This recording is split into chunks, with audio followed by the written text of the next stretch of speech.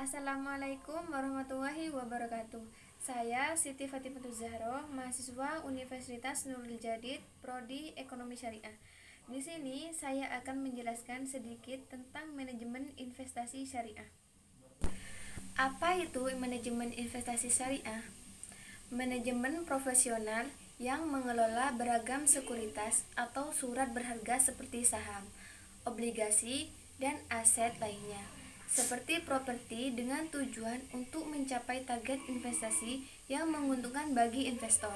Selanjutnya, ada teori manajemen investasi.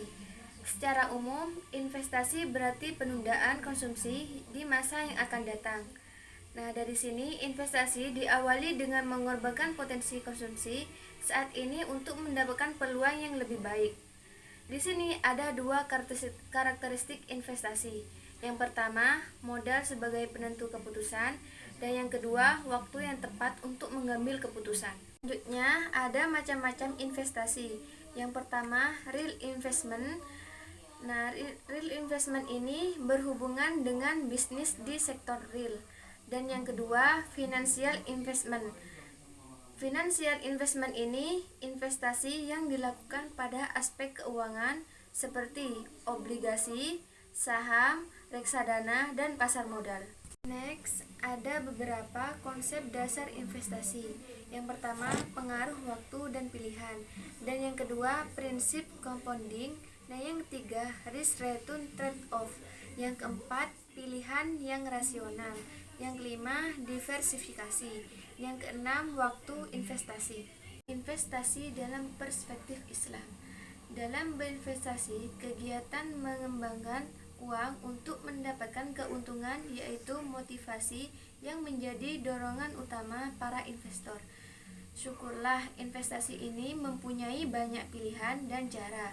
Sebagai investor, kalian tetap bisa mendapatkan keuntungan yang sejalan dengan prinsip keadilan yang harmonis tapi melalui prinsip syariah Islam.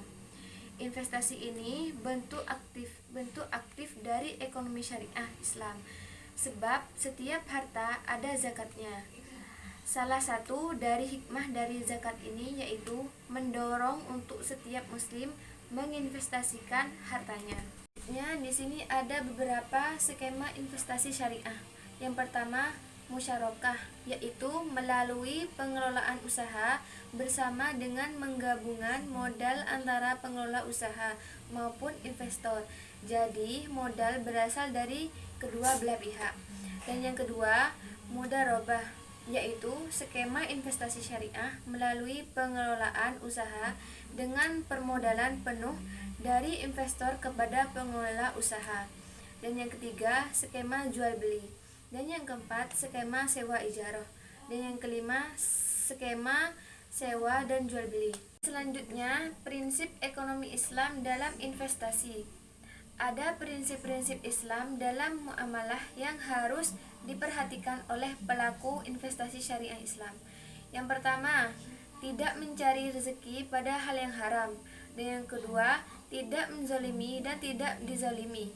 Dan yang ketiga, keadilan pendistribusian kemakmuran. Dan yang keempat, transaksi dilakukan atas dasar ridha.